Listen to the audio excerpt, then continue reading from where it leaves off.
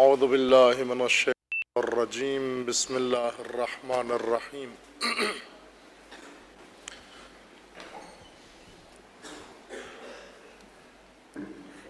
الحمد للہ والصلاة والسلام علی رسول اللہ وآلہ آل اللہ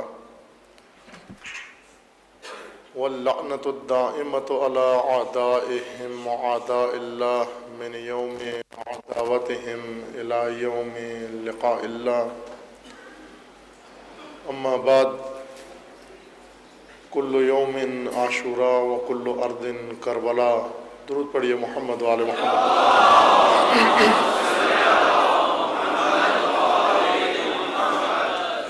عاشوراء بعنوان مکتب موضوع سخن ہے۔ اشارہ ہوا آپ مومنین کرام کی خدمت میں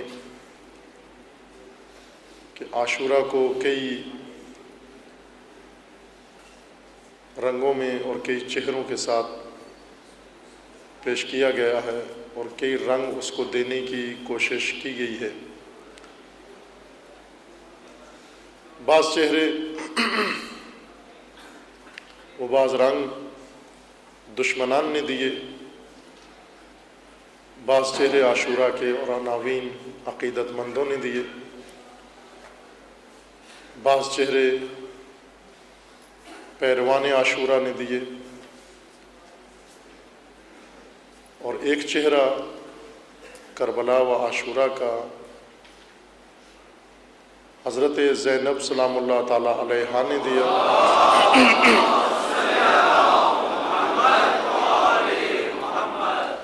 اور ایک عنوان ائمہ اطہار علیہم السلام نے عاشوراء کو عطا کیا۔ چہرہ زینبی عاشوراء کا ایک تحریک اور نہضت کے طور پر ہے۔ بی بی نے واقعہ کو تحریک میں بدل دیا اور ائمہ اطہار نے اس تحریک کو مکتب بنا دیا۔ عاشوراء فقط چند واقعات اور روایات اور ایک دن اور ایک جنگ کا نام نہیں رہا، بلکہ عاشوراء امتوں کی ہدایت کا راستہ بن گیا۔ عاشوراء ظلم کی سرنگونی کی نہضت بن گیا ہے۔ عاشوراء یزیدیت کے خلاف مبارزے کی ایک علامت بن گیا ہے، اور عاشوراء انسان کی تربیت گاہ بن گیا ہے۔ عاشوراء جوانوں کو مردانگی سکھانے کا ذریعہ بن گیا ہے۔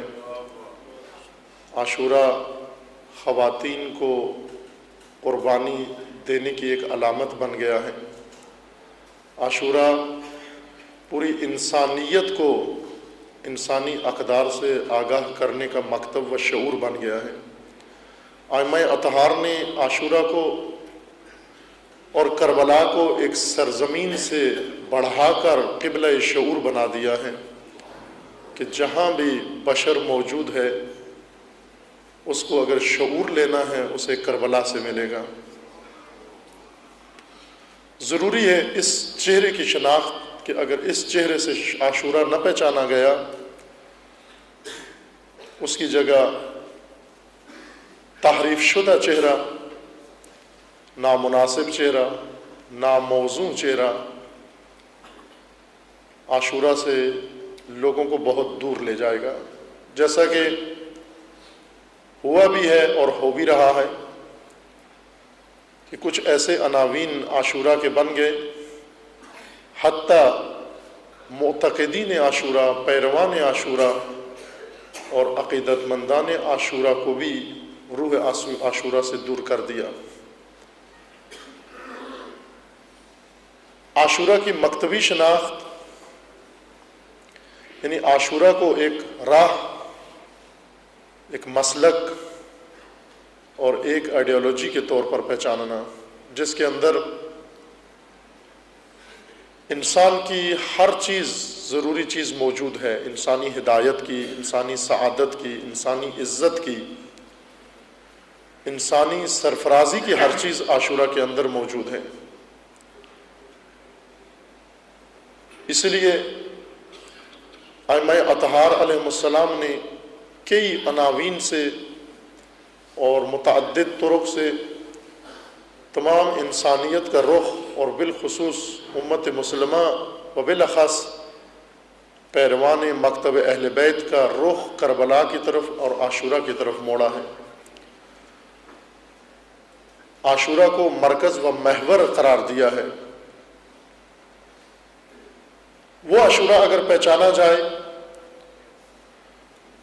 اور اس عاشورہ کے قریب اگر انسان آ جائے، امت آ جائے، یہ جملہ جو امام علیہ السلام سے منسوب ہے، جو آپ کی خدمت میں بعنوان سرنامہ کلام بیان کیا جاتا ہے، کل یوم عاشورہ و کل ارض کربلا، ہر زمین کربلا بن سکتی ہے وہ ہر روز عاشورہ بن سکتا ہے۔ ایک عاشورہ اسوہ بن جاتا ہے اور باقی سارے عاشورہ اس کے نتائج بن سکتے ہیں۔ ایک کربلا اسوہ و نمونہ بن جائے گی اور باقی زمینیں کربلا کی مثال بن جائیں گی۔ کچھ دن ایسے ہیں جو اللہ نے مقرر کر دیے ہیں۔ عاشورہ ان یوم اللہ میں سے ہے، ایام اللہ میں سے ہے۔ یوم خدا، اللہ کا دن، اور ان ایام خدا کی احیاء فقط ان کی یاد منانے سے نہیں ہے۔ بعض ایام اللہ ایسے ہیں جنہیں تکرار کرنا پڑتا ہے، دہرانا پڑتا ہے۔ علماء فرماتے ہیں کہ لیلۃ القدر دو طرح کی لیلۃ القدر ہے، ایک جو ہر ماہ رمضان میں تکرار ہوتی ہے، اور ایک وہ لیلۃ القدر ہے کہ انسان جب بھی چاہے اپنی عمر کی ہر رات کو لیلۃ القدر بنا سکتا ہے۔ کس طرح لیلۃ القدر بنا سکتا ہے؟ قرآن نے خود ہی رمز بتا دی، کوڈ بتا دیا۔ ہر رات کو لیلۃ القدر بنانے کا کوڈ خود قرآن نے دے دیا ہے۔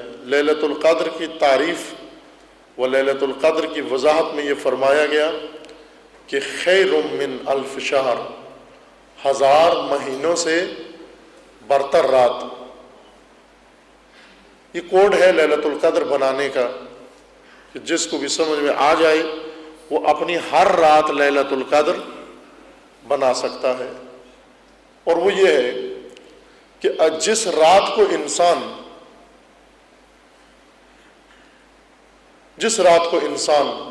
1000 مہینے کے برابر سفر کرے، معرفت طے کرے، وہ سلوک طے کرے اور قرب خدا حاصل کرے، وہی رات لیلۃ القدر ہے۔ اور لیلۃ القدر کو بھی اگر قضائے عمری پڑھتا رہے تو لیلۃ القدر بھی لیلۃ القدر نہیں۔ ہم لیلۃ القدر میں کیا کرتے ہیں؟ قضائے عمری پڑھتے ہیں، یعنی اول لیلۃ القدر لیلۃ القدر احیاء کرنے والے قضائے عمری پڑھ کے یہ تاثر دیتے ہیں کہ عمر بھر میں کوئی نماز نہیں پڑھی۔ قضاء عمری کا مطلب یہی ہوتا ہے نا کہ ساری عمر کی قضا نماز ہے۔ عمر بھر کیا کرتے رہے کہ آج رات قضا کرنے آئے ہیں ان کو۔ لیلۃ القدر تو گزشتہ کی تلافی کی رات نہیں ہے، آئندہ کی تقدیر کی رات ہے، مستقبل کی رات ہے، نہ ماضی کی رات ہے۔ لیلۃ القدر تقدیر کی رات ہے، اپنی تقدیر چننے اور بنانے کی رات ہے، نہ کہ عمر بھر نمازیں ترک کرتے رہیں پھر قضاء عمری لیلۃ القدر کو آ کر پڑھ لیں، یا 100 رکعت یا چند رکعت پڑھ لیں۔ اور بعض جگہ تو عجیب طریقہ دیکھا قضاء عمری پڑھنے کا، یہ بھی ایک انکشاف تھا۔ بہت خلاق لوگ دیکھے ہیں، لیکن بعض مذہب کی دنیا میں جو خلاقیت بعض دکھاتے ہیں وہ لاجواب خلاقیت ہے۔ ایک جگہ لیلۃ القدر گزارنے کا موقع آیا تو وہاں انہوں نے بتایا کہ 2 رکعت نماز پڑھو لیلۃ القدر کو، نیت قضاء عمری کی کر لو کہ پوری عمر کی قضاء نمازیں اس 2 رکعت کے ذریعے ادا کر رہا ہوں، اور یہ 2 رکعت پڑھ دو، بس ساری عمر کی قضاء نمازیں ادا ہو گئی ہیں۔ سبحان اللہ۔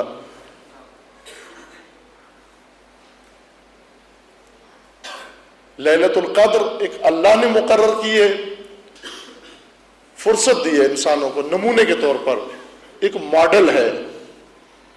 اللہ اسی طرح سے انسانوں کو ہدایت کرتا ہے، ایک ماڈل بنا کے پھر ان لوگوں کے سامنے رکھ دیتا ہے کہ یہ میں نے بنایا ہے، آپ کا کام اس جیسے بنانا ہے، نہ کہ اسی کو دیکھ کر سر دھنتے رہو۔ میں نے 365 راتوں میں سے ایک رات کو لیلۃ القدر بنایا ہے، باقی 364 کو آپ چاہو تو اس جیسا بنا سکتے ہو، بنا سکتے ہو اگر چاہو تو۔ اسی طرح خداوند تبارک و تعالی نے ایک یوم کو عاشورہ بنایا ہے اپنے ولی کے ذریعے، امام کے ذریعے، راہبر کے ذریعے۔ ایک روز عاشورہ، ماڈل عاشورہ بنا کر امتوں کے سامنے رکھ دیا، نسلوں کے سامنے رکھ دیا، کہا کہ اگر 364 دن کو آپ عاشورہ بنانا چاہو تو بنا سکتے ہو۔ ہم نے ایک سرزمین کو کربلا بنایا ہے، تم اپنے ہر شہر و ہر سرزمین کو اس کو دیکھ کر کربلا بنانا چاہو تو بنا سکتے ہو۔ لیکن عاشورہ بنتا کیسے ہے، کربلا بنتی کیسے ہے؟ ایک کربلا نمونہ ہے، اسوہ ماڈل ہے، اور ایک کربلا انسان خود بناتا ہے اس کو دیکھ کر۔ کربلا کیسے بنے گی، عاشورہ کیسے بنے گا؟ جو سفر عاشورہ میں طے ہوا، کربلا میں طے ہوا، وہ سفر جس دن ہم نے طے کر لیا وہی ہمارا عاشورہ ہے۔ جس سرزمین پر بھی وہ کام ہو گیا وہ سرزمین کربلا بن جائے گی۔ لیکن اگر کربلا میں بھی جا کر وہ کام نہ کرے تو کربلا بھی کربلا نہیں ہے۔ اور روز عاشور فقط چند دیگیں پکا کے کھا لینے سے روز عاشور عاشور نہیں ہوتا، لنگر سے روز عاشور عاشور نہیں بنتا، چونکہ عاشورہ پیاس سے بنتا ہے، بھوک سے بنتا ہے، بھوکوں کی قربانیوں سے بنتا ہے، استقامت سے بنتا ہے۔ بھوک اور پیاس کو برداشت کرنا اور اپنی جانیں راہ خدا میں دے دینا اور یزید کے سامنے تسلیم نہ ہونے سے انسان کا وہ دن عاشورہ بن جاتا ہے۔ اور جس سرزمین پر، جس شہر میں کوئی امت رہتی ہو، وہ بے شک حسین حسین کرتی رہے، مجلس حسین برپا کرتی رہے، تقریر حسین کے اوپر کرتے رہے، لیکن وہ سرزمین کربلا بنے گی جس سرزمین کے رہنے والے یزید کے سامنے نہ جھکیں۔ جس دن نہیں جھکیں گے ان کی وہ سرزمین اس دن کربلا کہلائے گی۔ جس روز نہیں جھکیں گے وہ روز ان کا عاشورہ بن جائے گا۔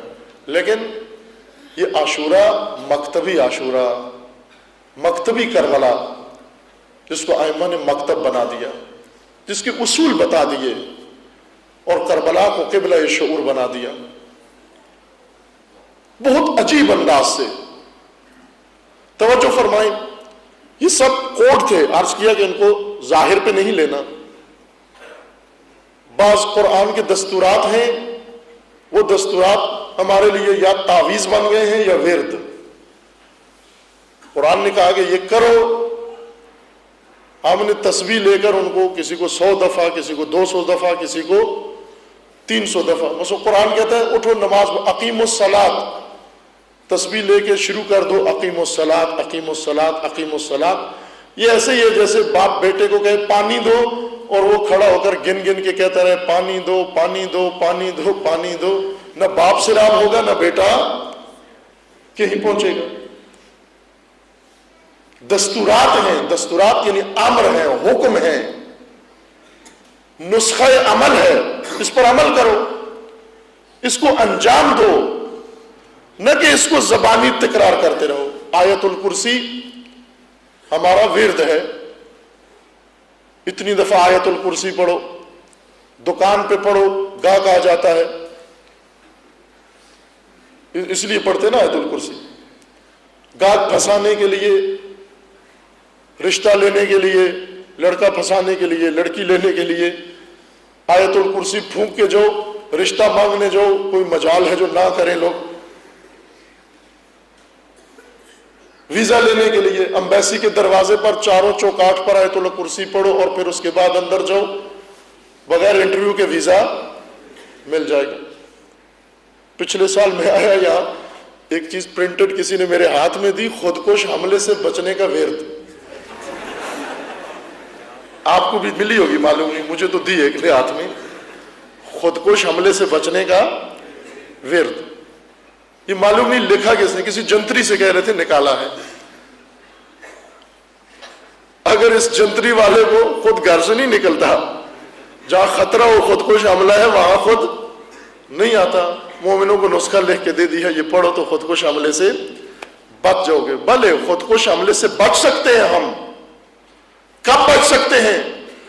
کہ جب خودکش حملے کروانے والا یزیدی نظام نابود ہو جائے۔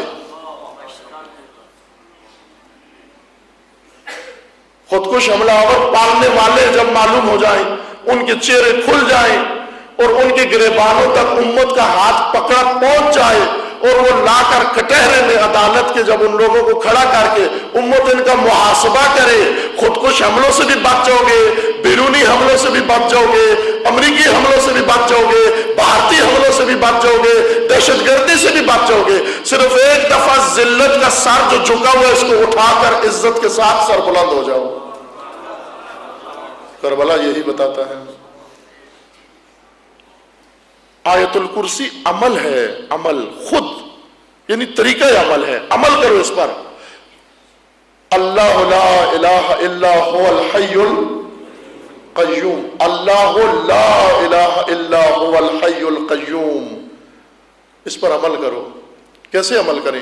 خود اسی کے نیچے لکھا ہوا ہے، اس پر عمل یہ کرو۔ وَمَن يَكْفُرْ بِالطَّاغُوتِ وَيُؤْمِنْ بِاللَّهِ فَقَدِ اسْتَمْسَكَ بِالْعُرْوَةِ الْوُثْقَىٰ۔ عمل کرو آیت الکرسی پر۔ عمل کیا ہے؟ طاغوت کا انکار کرو، نہ کرو، طاغوت کا کفر کرو، اس کو نہ کہہ دو، اور اللہ کے ساتھ مضبوطی سے محکم رابطہ بڑھا لو اپنا۔ کسی کی جرت نہیں ہے کہ آپ کو تحقیر کر سکے، توہین کر سکے۔ آپ اللہ پر ایمان لے آؤ۔ البتہ یہ تاکید ہے ہمیں کہ یہ بار بار پڑھو، ورد نہیں بنایا گیا، کہا سونے سے پہلے پڑھو، سو کے جب اٹھو پھر پڑھو، تاکہ یہ ذکر ہمیں بھولنے نہ پائے، تاکہ خدا ہمیں بھولنے نہ پائے۔ کچھ چیزیں ایسی ہوتی ہیں نا جو سراہنے کی ہوتی ہیں۔ بیمار اگر زیادہ بیمار ہو، کچھ دوائیں ایسی ہوتی ہیں جو اسے ہفتے میں، مہینے میں ایک آدھ دفعہ، لیکن کچھ دوائیں جو اسے روز کھانے کی ہوتی ہیں۔ روز کھانے کی دوائیں کہاں رکھتے ہیں جی؟ سراہنے کے نیچے رکھتے ہیں، تاکہ مریض کروٹ بدلے تو بھی دواؤں پہ نگاہ پڑ جائے، اگر جاگے تو دواؤں پہ نگاہ پڑ جائے، سونے سے پہلے دوا پہ نگاہ پڑ جائے۔ تو اسی لیے بعض چیزوں کو کہا گیا کہ انہیں بار بار دہراؤ، بار بار تکرار کرو۔ کیوں؟ کہ بھول نہ جاؤ کہیں کہ یہ دن میں تمہیں بار بار یہ کام کرنا ہے، دن میں کتنی مرتبہ کفار و طاغوت کے خلاف تمہیں بولنا ہے۔ اس لیے کہا گیا کہ بار بار آیت الکرسی پڑھتے رہو، نہ کہ آیت الکرسی کا ورد بنا لو۔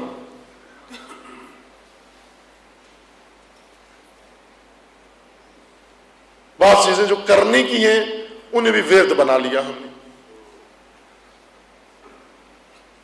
عاشورہ اور کربلا سننے کا موضوع نہیں ہے، نہ سنانے کا موضوع ہے۔ عاشورہ برپا کرنے کی چیز ہے۔ عاشورہ کی برسی نہیں ہے، سید الشہداء کی برسی منانے کی ضرورت نہیں ہے۔ عاشورہ تکرار کرنے کی ضرورت ہے، عاشورہ برپا کرنے کی ضرورت ہے، کربلا بنانے کی ضرورت ہے، اور کربلا بنانے سے بنتی ہے۔ عاشورہ برپا کرنے سے برپا ہو جاتا ہے۔ عزاداری اسی کے لیے بتایا گیا کہ عزا کرو یعنی عاشورہ برپا کرو، نہ کہ عاشورہ کی یاد مناؤ۔ کس طریقے سے یہ تکرار ہم سے کروایا گیا کام؟ ائمہ کے مطالب کو سمجھے، چونکہ خود معصوم نے فرمایا ہے کہ दिन भर दूसरी चीजें सुनते रहो, साल भर कवालियां सुनते रहो, गाने नहीं कहूंगा क्योंकि मोमिन गाने नहीं सुनते ना। गाने कभी कभी ऐसे घूमते हुए इनके कानों में आ पड़ते हैं, ये गाने नहीं सुनते। फिल्में नहीं देखते, फिल्में कभी कभी इनकी निगाहों से सामने से गुजरना। फिल्में तो मोमिन नहीं है ना, उन्हें तो पता नहीं है मोमिन का कितना एहतराम है कि मैं इनके सामने से ना गुजरूं। खुद ही ऑन हो जाती है स्क्रीन और फिल्म सामने से गुजरना शुरू हो जाती है, क्योंकि बेशऊर चीज है, उसे पता नहीं है घर मोमिन का है, कमरा मोमिन का है और मुझे इस घर में नहीं आना चाहिए, ये ममनुआ घर है मेरे लिए। लेकिन फिल्म से क्या, फिल्म से तवक्को ही क्या है, और फिल्मकार से, हिदायतकार से और अदाकार से इससे ज्यादा तवक्को नहीं रखी जाती। उनमें तो नहीं है शऊर इतना कि मोमिन के सामने आना है या नहीं आना, लेकिन मोमिन हरगिज़ उनके सामने नहीं जाता, वो खुद ही इसके सामने आ जाती हैं। सुन सुन के साल भर कुछ सुनते रहते हैं, गाड़ियों में, होटलों में, दाएं बाएं। जब भी देखो मोमिन की कार में कुछ न कुछ बज रहा होता है, उसकी गाड़ी में कुछ न कुछ बज रहा होता है। धुन वही होती है, बोल बदल जाते हैं, धुन वही रहनी चाहिए, सिर्फ मजमून बदल जाता है। रमजान में कवाली सुनता है, बाकी रजब शाबान में कुछ और सुनता है, मुहर्रम में नोहा सुन लेता है। धुन बरकरार रखता है कि कहीं भूल ना जाए। तवज्जो फरमाएं, हमें किस काम पे लगाया गया था, हमने शुरू क्या कर दिया। ये रिवायत में है कि जो भी गमे हुसैन में रोए, रुलाए या रोने की शक्ल बनाए, उस पर जन्नत वाजिब हो जाती है। बाज़ों से हाज़म नहीं होती ये हदीस, गले से नीचे उतरती नहीं है। अगर समझ में ना आने की वजह से नहीं उतरती तो ठीक है, नहीं उतरनी चाहिए, क्योंकि जो चीज समझ में नहीं आती वो नीचे नहीं जानी चाहिए। बाज हर चीज को निगलते हैं ना, कुछ चीजें चबाने की होती हैं, कुछ निगलने की होती हैं। हलवा निगलने का होता है और बाकी चीजें चबाने की होती हैं। कुछ चीजें चबाएं, निगले नहीं सबको, चबाएं यानी पहले मुंह में चबाएं ताकि मैदे का काम आसान हो जाए। इसी तरह कुछ चीजें ऐसी हैं जो पहले खोपड़ी में जाएं और उनको खोपड़ी चबाए, चबा के फिर दिल के सुपुर्द करे ताकि हाजम हो जाए। वो चीजें दिल में उतरती हैं जो पहले अक्ल समझ जाए, समझे बगैर अगर निगल लिया, निगली हुई चीज हाजम नहीं होती, पेट में दर्द डाल देती है। और बहुत सारे मजहबी दर्द जो लोगों के पेट में है ये निगलने की वजह से है। हदीसें की हदीसें निगल ली, आयात की आयात निगल ली और अकवाल के अकवाल निगल लिए। जिसके पास बैठे जो सुना उसे उसी तरह निगल लिया। खुदा ने एक हाजमा बनाया है अक्ल कि पहले इसके सुपुर्द करो, ये उसको उलट पलट के देखे कि बात हो क्या रही है। जब थोड़ी बहुत उसको समझ में आ जाए तो फिर उसको उतारो दिल के अंदर, और दिल का काम है उसको आपके पूरे वजूद के अंदर उतार दे, फैला दे, आपकी रूह में ले जाए उसको। समझे बगैर बात हल नहीं होगी। और अच्छा नहीं है मेंबर पर इन चीजों के नाम लेना। उमूमन निगली हुई चीजें पेट में दर्द डालती हैं, वो खास किस्म का दर्द होता है। बदहजमी की वजह से ये पेट खराब हो जाए, उस दर्द को क्या कहते हैं? होता है या नहीं होता दर्द? होता है ना। उस दर्द को क्या कहते हैं? मरोड़। पेट का ऐसा दर्द जो निगल चबा के खाए फिर नहीं होती मुश्किल, लेकिन निगलते रहे इसी तरह से चबाए बगैर मरोड़ जेल पेट में पड़ते हैं। इसी तरह कुछ बातें समझे बगैर अगर इंसान उतारता जाए अपने अंदर, फिर कुछ अकीदती एतकादी मरोड़ उठते हैं, कुछ नजरियाती मरोड़ उठते हैं, کچھ فکری مروڑ اٹھتے ہیں، اور یہ مروڑ جب اٹھتے ہیں تو پھر وہ چیختا ہے، بلبلاتا ہے، پھر دوسروں کو بھی ساتھ آپ پریشان کرتا ہے، کسی کو آرام کرنے نہیں دیتا۔ بہت سارے لوگ ہیں ممبروں پہ مروڑ پڑے ہوئے ہیں، بول رہے ہیں، پتہ چل رہا ہے کہ کہیں مروڑ پڑا ہوا ہے، کہیں بات ہضم نہیں ہوئی۔ اگر کہا جاتا ہے کہ آپ مثلا اہل البیت کی طرف رجوع کرو، وہ بات سمجھ میں نہیں آئی، مروڑ پڑ جاتا ہے پیٹ میں۔ اگر کہا جائے قرآن پڑھو، بات سمجھ میں نہیں آئی، پیٹ میں مروڑ پڑ جاتا ہے۔ یہ مروڑ بہت سارے نظر آتے ہیں۔ سمجھ کے پڑھیں، سمجھ کے دیکھیں، نہ درد پڑتا ہے نہ مروڑ پڑتا ہے، بات حل ہوتی جاتی ہے۔ اگر آپ رو یا رلاؤ یا رونے کی شکل بناؤ، اب اس کو سمجھو تو پہلے یہ کیا کہا جا رہا ہے۔ درست بات ہے تو بھی کیا کہہ رہے ہیں، اگر درست نہیں ہے تو بھی کیا کہہ رہے ہیں۔ بزرگ علماء فرماتے ہیں کہ جو سمجھے بغیر مان لے اور سمجھے بغیر رد کر دے، ٹھکرا دے، یہ دونوں انسانیت کے زمرے سے باہر ہیں۔ انسان وہ نہیں ہے۔ انسان کا کام ہے اگر مانتا ہے کسی چیز کو تو بھی سمجھ کر، اگر نہیں مانتا تو بھی سمجھ کر۔ سمجھو پہلے، سمجھو گے تو پتہ چلے گا درست ہے یا نہ درست ہے۔ ہم روئیں ایک آنسو اور جنت، سمجھیں اس مطلب کو، یہ کیا ہے۔ بعض پھر کہتے ہیں جی ہاں ایسے ہی ہے، چونکہ یہ آنسو بہت ہی قیمتی ہوتا ہے۔ بعض پھر اس کو سائنس کے ذریعے سے، ٹیکنالوجی کے ذریعے سے ثابت کرتے ہیں، چونکہ آنسو جو بنتا ہے وہ انسان جو کھاتا ہے اس سے بھی بنتا ہے، جو دیکھتا ہے اس سے بھی بنتا ہے، جو ذکر ایسا سائنسدان جو ابھی پیدا ہی نہیں ہوا۔ بعض چیزیں سائنس کی ایسی تہمتیں اتنی سائنس پر گڑی ہوئی ہیں، لگائی ہوئی ہیں، خرافات سائنسی، جن کا سائنس بھی پناہ مانگتی ہے مذہبیوں سے کہ پروردگارہ یہ کیا کیا میری طرف نسبت دیتے ہیں۔ دین سائنس سے ثابت کرنا، قرآن سائنس سے ثابت کرنا، اور سائنس سے وہی کام نہیں لیتے جو سائنس کے لیے ہے، جو لینا چاہیے اس سے، اس کے علاوہ سارے استفادے سائنس سے کرتے ہیں۔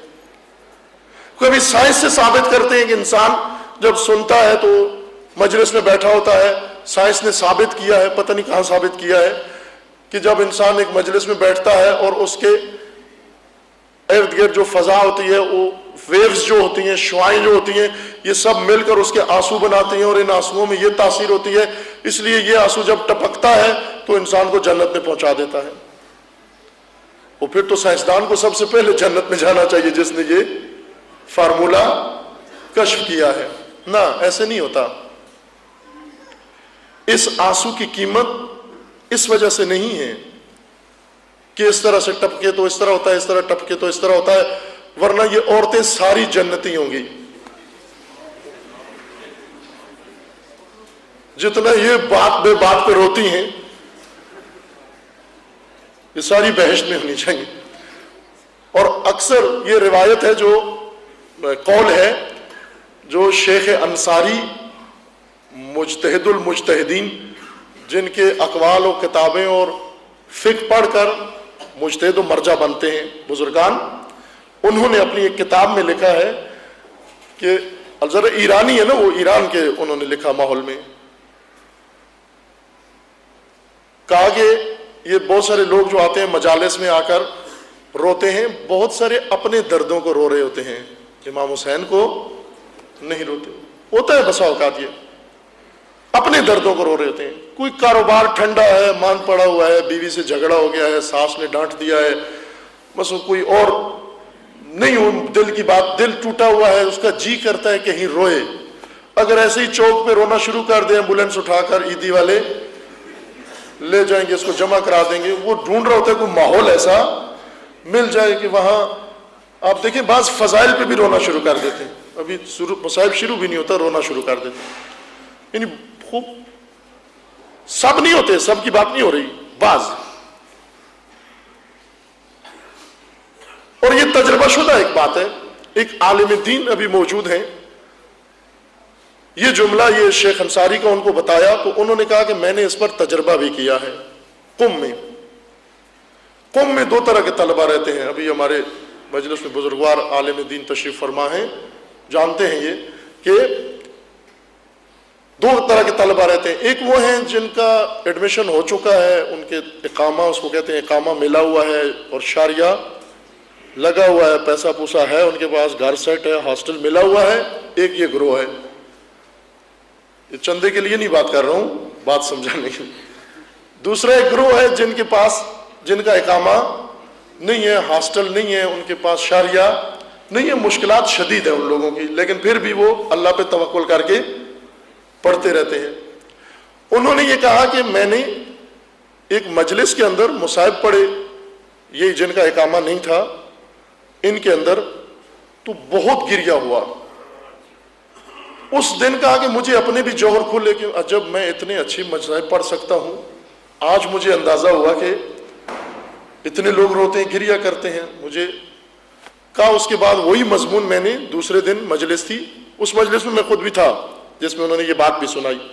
اس میں سارے اقامے والے تھے، سارے شہریے والے تھے، سارے مطمئن آسودہ لوگ تھے، اور انہوں نے وہی مضمون جس پر پہلے دن بہت گریہ ہوا، وہی مضمون جا کر ان کے درمیان پڑھا۔ ایک آدمی بھی نہیں رویا، تو نیچے اتر کر مجھے کہنے لگے کہ آپ نے جو بات کی تھی وہ درست ہے، وہ میں یہ سمجھ رہا تھا وہ میرے مصائب پہ رو رہے ہیں، وہ اپنے بے اقامہ نہ ہونے کو رو رہے تھے، وہ شاریے کو رو رہے تھے در حقیقت۔ یعنی جب تک وہ پریشان حال آدمی نہ ہو اس کی آہ نہیں نکلتی۔ بہت سارے اپنی پریشانیوں کو روتے ہیں۔ مجلس سید الشہداء میں آ کر اپنے دردوں کو رونا، یہ آنسو جنت نہیں لے جائے گا۔ مجلس حسین کو بہانہ قرار دینا اور اپنے دردوں کو رونا، اپنے دل کی بڑاس نکالنا، اپنی مشکلات کو رونا، یہ آنسو کہیں نہیں لے جاتا۔ اس آنسو کی کوئی قیمت نہیں ہے۔ احساسات ابھر جائیں، جذبات ابھر جائیں، کہ پہلے میں اشارہ کر چکا ہوں احساسات اور جذبات کی طرف۔ کوئی بھی غمناک واقعہ بیان کریں، ابھی غزہ کے حالات بیان کریں، آنکھوں میں آنسو آ جاتے ہیں۔ احساسات انسان کے مجروح ہوتے ہیں۔ خواتین کے احساسات زیادہ قوی ہوتے ہیں، مردوں سے زیادہ احساساتی ہوتی ہیں۔ بہت احساسات ایک دم ابھرتے ہیں، دونوں قسم کے احساسات، خوشی کے بھی اور غمی کے بھی۔ خوشی کے احساسات ابھرتے انسان ہنس پڑتا ہے، اور جب غمی کے احساس ابھرتے ہیں تو انسان رو پڑتا ہے۔ احساس ابھار کے رلانا، احساسی جملے۔ مصائب کا نام یہ نہیں ہے کہ خود سے ایسے احساسی مصائب بنائیں ہم جو زیادہ سے زیادہ گریہ کرائیں۔ گریہ مقصد نہیں ہے عزا کا۔ گریہ مکتبی، عاشورہ مکتبی، کربلا مکتب، اس کا گریہ بھی مکتبی ہے۔ وہ آنسو نہ احساسات کا آنسو ہے، نہ اپنے دردوں کا آنسو ہے، بلکہ مکتبی آنسو انسان بہاتا ہے۔ اور رلاؤ، بعضوں نے اس رلانے کو بھی غلط سمجھ لیا، کہا کہ ہر قیمت پر ہمیں رلانا ہی رلانا ہے، اگرچہ جھوٹ بول کر ہی صحیح۔ جھوٹ بولتے ہیں اور فراوان جھوٹ بولتے ہیں۔ اس لیے میں تمام عزیزوں سے درخواست کرتا ہوں، طالب علمانہ، ان جوان بھائیوں سے، کہ ضرور عاشورہ کے موضوع پر، کربلا کے موضوع پر، کربلا کا اتنا حق ہماری گردن پہ بنتا ہے کہ ہم کربلا کے موضوع پر ایک مستند کتاب ضرور پڑھیں۔ اتنا حق کربلا کا ہے یا نہیں ہے ہماری گردن پر؟ وعدہ کرتے ہیں پڑھیں گے؟ جنہوں نے عہد کیا ہے ضرور کربلا کے موضوع پر ایک کتاب پڑھیں گے مستند۔ بلند آواز سے درود پڑھیے محمد والے محمد۔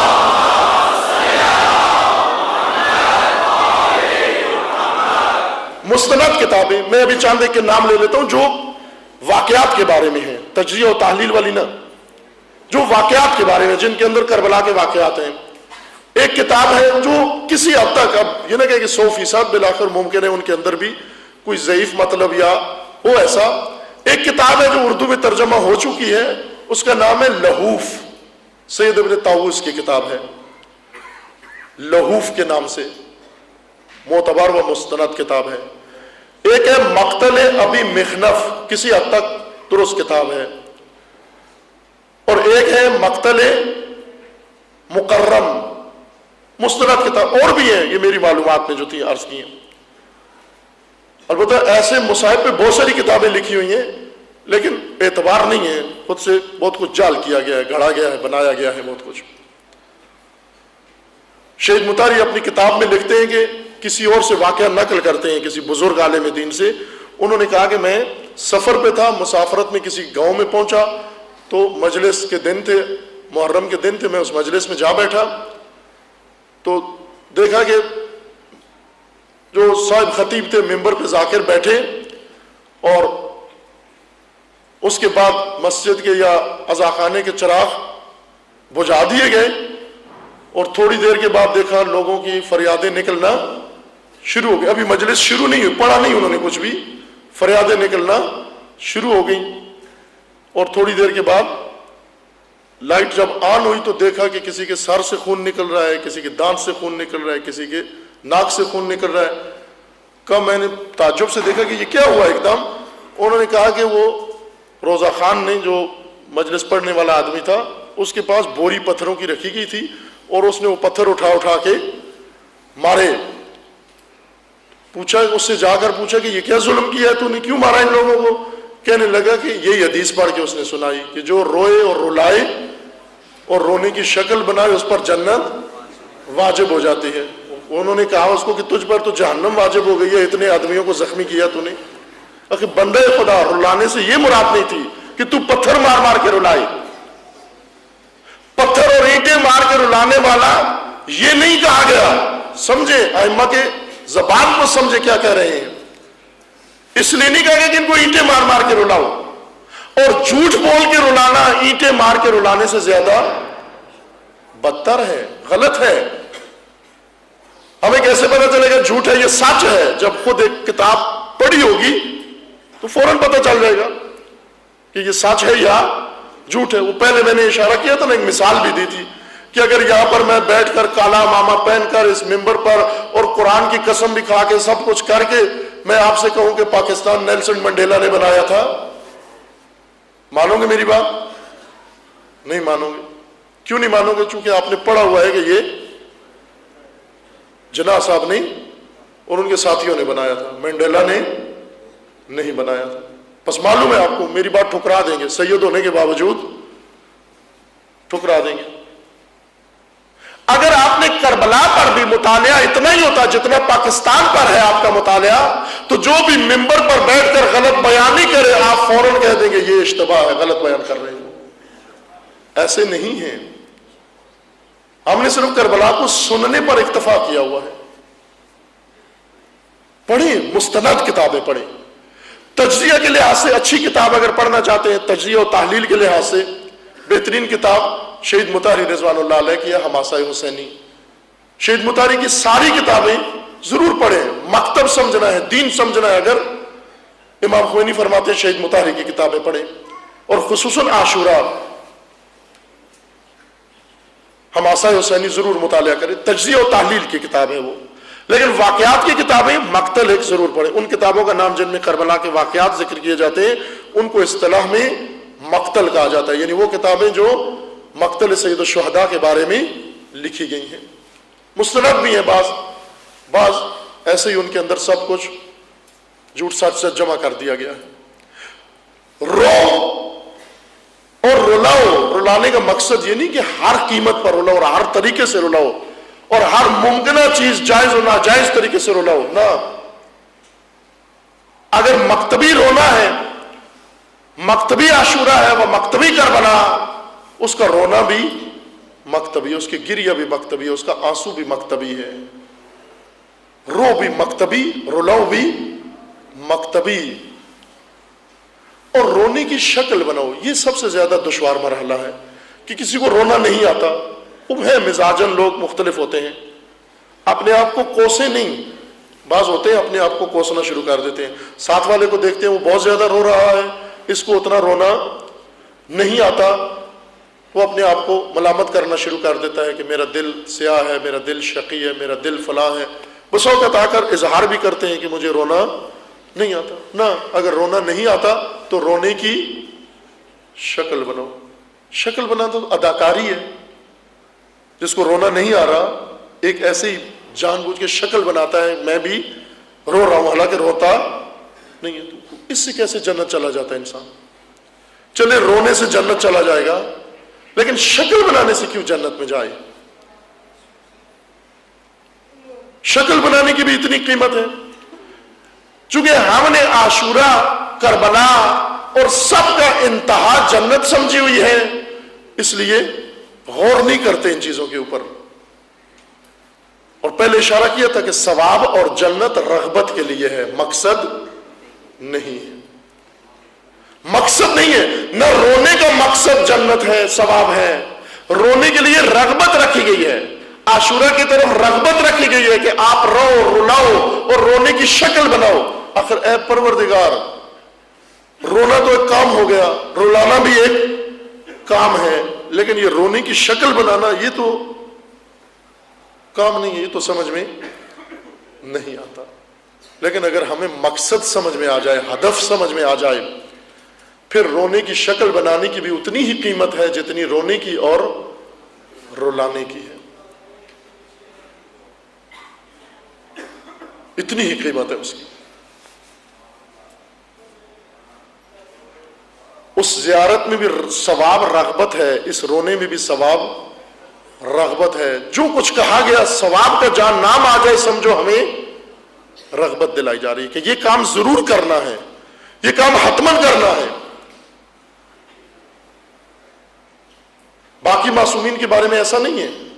مثلا آپ رسول اللہ کے بارے میں رو رلاؤ یا رونے کی شکل بناؤ، امام علی کے بارے میں رو رلاؤ یا رونے کی شکل بناؤ، امام حسن کے بارے میں رو رلاؤ یا رونے کی شکل بناؤ، وہاں ایسی حدیثیں نہیں ہے. فقط سید الشہداء کے بارے میں یا رو رلاؤ اور رونے کی شکل بناؤ، جنت واجب ہو جائے گی. جنت کا نام آتے ہی سمجھ لو کہ یہ رغبت کے طور پر یہ کام ہم سے کروایا جا رہا ہے. تو یہی پر کہہ دو معرفت کے ساتھ کہ اے پروردگار، تو جنت دے یا نہ دے، میں حسین پر گریہ ضرور کروں گا.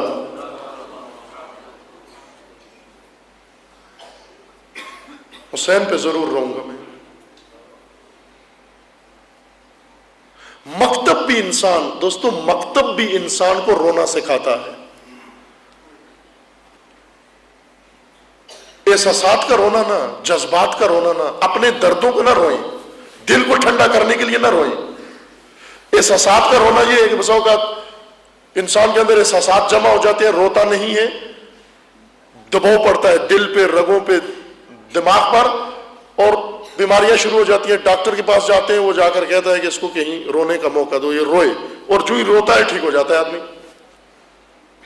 سید الشہداء کے رونے سے دل ٹھنڈا نہیں ہوتا، بلکہ رسول اللہ فرماتے ہیں ان فی قتل الحسین لحرارۃ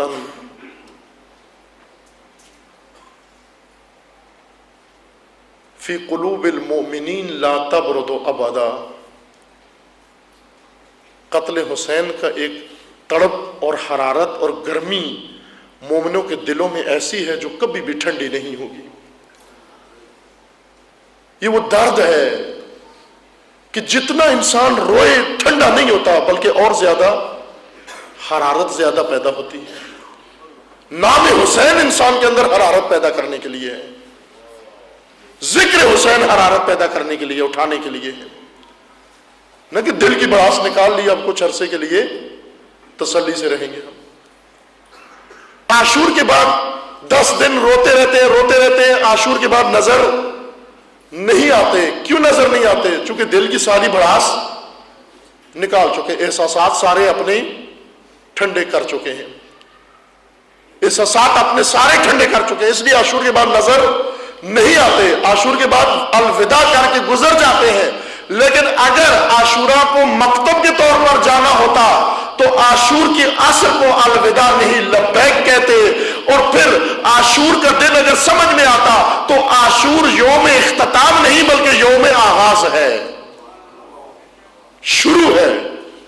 عاشور سے تو سب کچھ شروع ہوا، نہ کہ عاشور پہ جا کر ختم ہوا. ہمارے سلسلے عاشور پہ جا کر ختم ہو جاتے. کیوں؟ عاشورہ مکتبی، کربلا مکتبی کو نہیں پہچانا. ہم نے کسی اور سے عاشورہ لیا ہے، ائمہ سے نہیں لیا، معصومین سے نہیں لیا عاشورہ، اس لیے کہ حضرت زینب نے عاشور سے آغاز کیا، نہ کہ عاشور پر جا کر معاملہ ختم کیا۔ عاشور کو کار حسینی تمام ہوا، عمل زینبی شروع ہوا۔ عاشور روز آغاز ہے نہ روز اختتام، عاشور روز لبیک ہے نہ روز الوداع۔ کیسا عاشورہ ہمیں بتایا گیا؟ جب مکتب انسان کو لے آتا ہے میدان کے اندر، جب مکتب اٹھاتا ہے انسان کو، جب مکتب کی تعلیمات کے مطابق انسان عمل کرتا ہے، پیغام دیتا ہے دنیا کو۔ عزیزان، یہ رونا مقصد کا رونا ہے، اس رونے کا ایک مقصد ہے، یہ رونا مقصد نہیں ہے، اس رونے کا ایک مقصد ہے۔ وہ کون سا مقصد ہے؟ وہ یہ کہ اس رونے کے اندر ایک پیغام ہے۔ کبھی انسان اپنے پیغام کی خاطر روتا ہے، اور پیغام جب پہنچانا ہو پھر فرق نہیں پڑتا کہ انسان واقعاً رو رہا ہو یا رونے کی شکل بنا رہا ہو۔ جب انسان کو پیغام پہنچانا ہے، کسی تک پیغام پہنچانا ہے، تو انسان رونے کا اہتمام کرتا ہے۔ یہ بھی ایک ذریعہ ہے، اور یہ دنیا میں کہیں کسی تحریک کے اندر، کسی مکتب کے اندر فطرت انسان میں ہے، لیکن کسی آئیڈیالوجی میں نہیں ہے کہ رو کر اپنا پیغام پہنچاؤ۔ اس کی مشابہ کہ اس بات کی دلیل بھی ہے، حضرت امام ہشتم جب مدینہ سے لائے گئے خراسان کی طرف، لوگ گئے، پورا دستہ فوجی روانہ ہوا، البتہ بظاہر لوگوں کو بتانے کے لیے کہ ہم مہمان کے طور پر لے جانا چاہتے ہیں، ظاہر کچھ اور تھا، لیکن اندر سے وہ دہشت گردوں کا دستہ مامون نے بھیجا کہ امام کو منتقل کریں مدینہ سے خراسان۔ جب یہ لوگ امام کے گھر پہنچے اور اطلاع دی، وہ نامہ پڑھ کے سنایا، تو امام نے کہا تھوڑی سی مہلت دو مجھے۔ مہلت کس لیے؟ کچھ اعمال انجام دینے ہیں۔ وہ انجام کیا دیے؟ ان میں سے ایک یہ کہا کہ اپنے اہل بیت کو جمع کیا اور جمع کر کے کہا کہ مجھ پر گریہ کرو، میری عزاداری کرو، ابھی امام شہید نہیں ہوئے۔ کس لیے؟ ثواب کے لیے۔ ثواب کا گریہ تو امام کے بعد بھی ہو سکتا تھا، یوں تو نہیں کہ امام بیچ میں ہو تو ثواب ہوتا ہے، امام چلے گئے تو ثواب نہیں ہوتا۔ ثواب کا گریہ نہیں تھا بلکہ پیغام کا گریہ تھا۔ امام نے کہا رو، مجھے رو، بلند آواز سے رو، جس طرح کہ سید الشہداء کے گریہ کے بارے میں ہے، فریادیں کر کے حسین کو رویا کرو، اس طرح رو جس طرح ماں اپنے جوان مرے ہوئے بیٹے کے لیے روتی ہے۔ اگر حقیقی فریادیں نہیں ہیں تو اس طرح سے ظاہر کرو کہ گویا آپ اس ماں کی طرح ہو، رو۔ کیوں امام نے یہ کام کیا؟ اس لیے کہ امام مدینے والوں کو اس رونے کے ذریعے پیغام بھیجنا چاہتے تھے۔ جب کسی گھر میں گریہ ہوتا ہے تو اڑوس پڑوس والوں کو احساس تو ہوتا ہے کہ کچھ ہو گیا ہے اس گھر کے اندر، پوچھنے آتے ہیں کہ کیا ہوا، کوئی فوت تو نہیں ہو گیا۔ اس گریہ کے اندر پیغام ہوتا ہے۔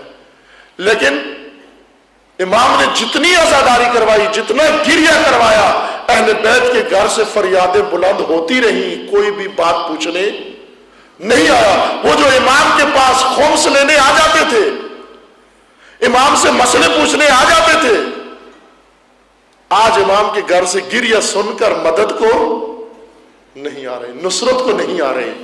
اسی طرح سے جیسے یہی گھر جب جل رہا تھا، دھوئیں دیکھ رہے تھے، آگ دیکھ رہے تھے، لیکن کوئی پوچھنے نہیں آیا کہ در اہل بیت پہ آج دھواں کیوں اٹھ رہا ہے، اس کو آگ کس نے لگا دی ہے؟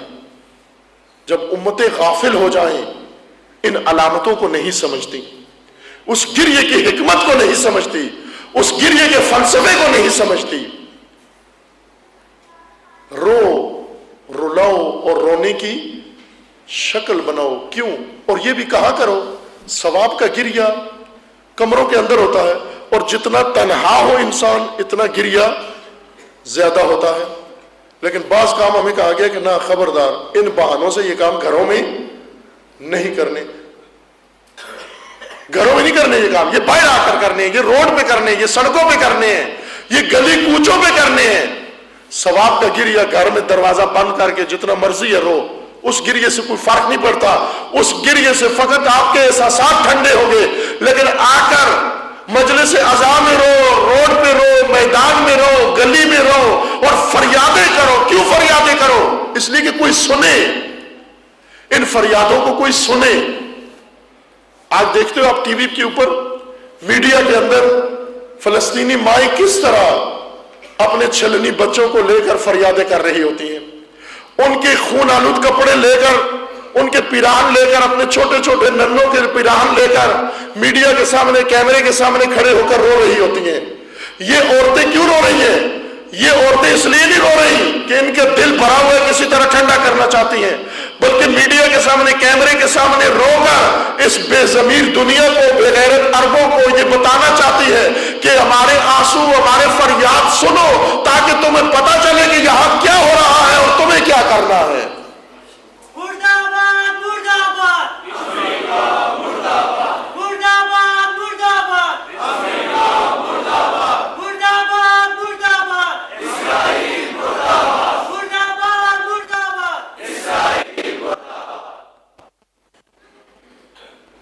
اس گریے، اس آنسو کے اندر پیغام ہوتا ہے۔ یہ کام کروایا جاتا ہے، انسانوں کے اندر بھی معمول ہے۔ مثلا جب مظلومیت کی کوئی فلم بنائی جاتی ہے،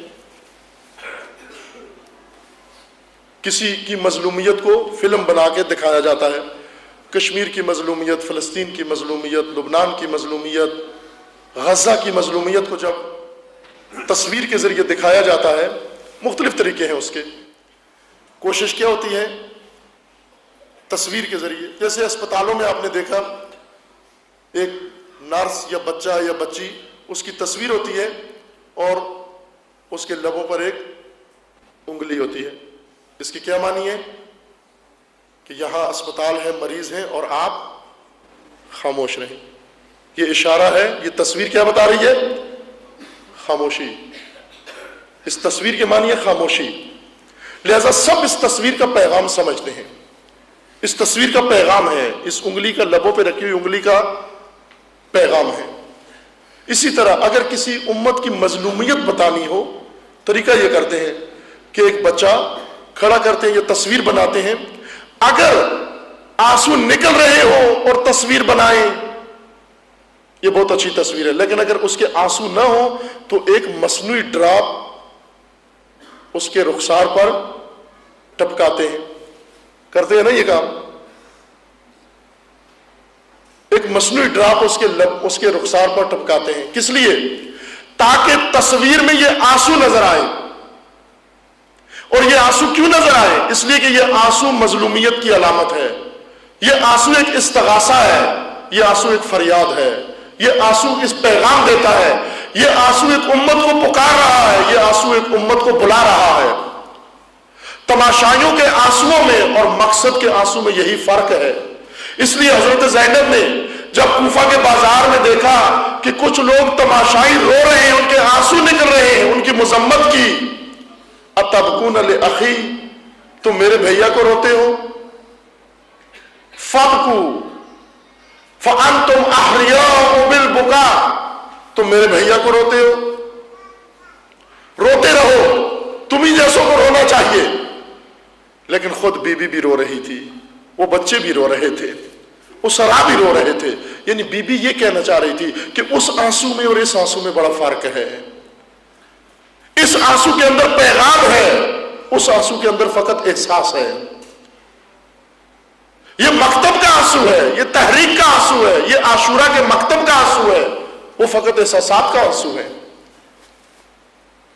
اور جو آنسو وہ کام کر دکھائے جو تلوار بھی نہیں کر سکتی، جو بڑی بڑی جماعتیں اور امتیں نہیں کر سکتی، اس آنسو کا خدا ایسے ہی اجر دیتا ہے۔ وہ آنسو نکلے تو اجر ہے، نہ نکلے صرف شکل بنا لو تو اس کا بھی اجر ہے، کیونکہ آپ نے اپنا پیغام پہنچا دیا ہے۔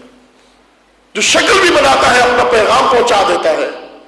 کہ آج عاشور ہے، میں عاشور کے دن نکلا ہوں اور حسین ابن علی کے لیے رو رہا ہوں، تاکہ سنو، اس آنسو کا پیغام سنو۔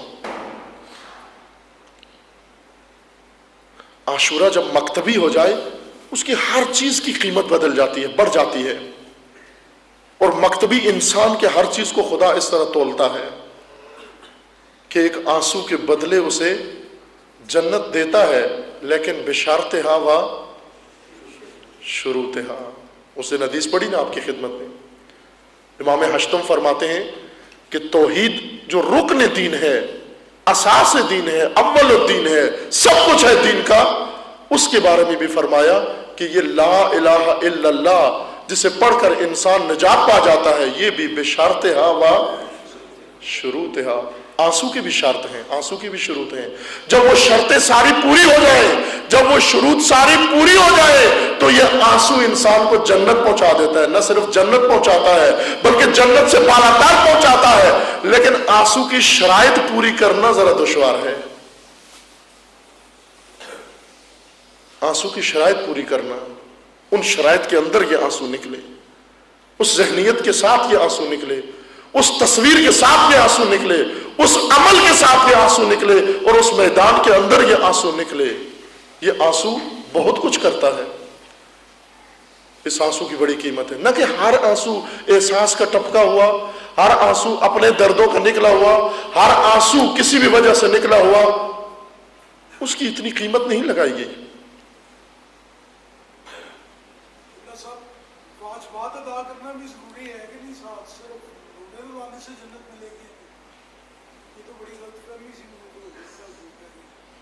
ذکر کر دیا، مطلب صاف واضح کر دیا، اس میں کوئی ابہام نہیں۔ اور محمد وآل محمد صلوات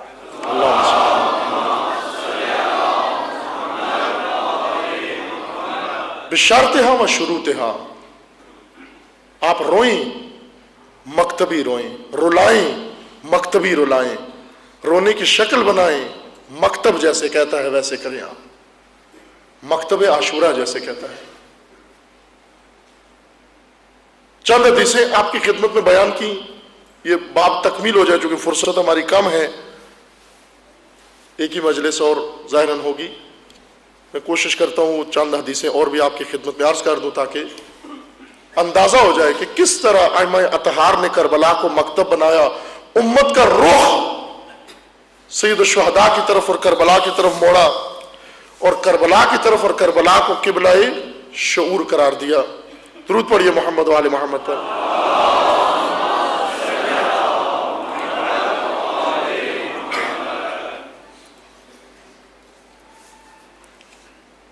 یہ حدیث حضرت امام صادق علیہ السلام سے ہے۔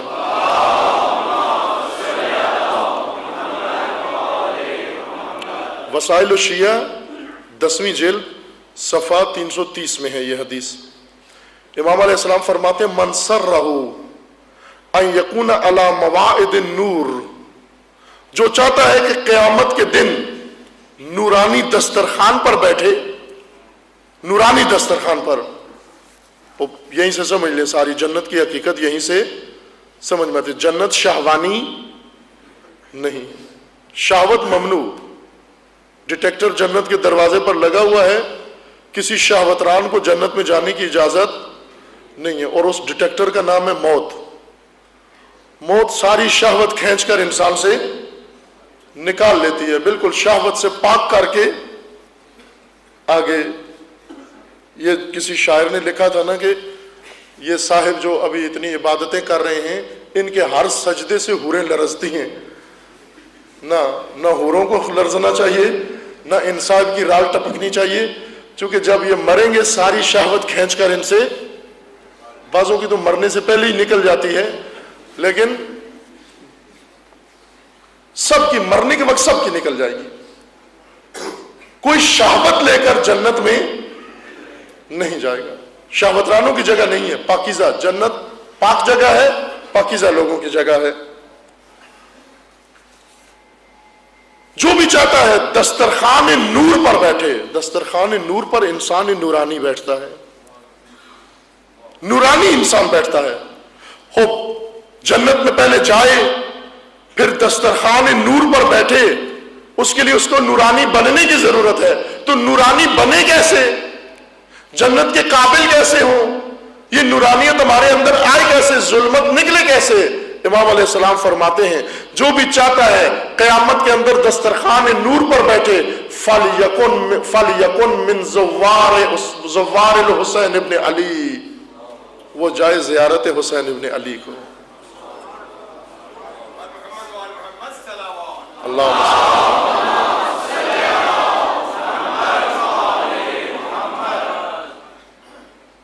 سید الشہداء کی زیارت انسان کو نورانی بنا دیتی ہے.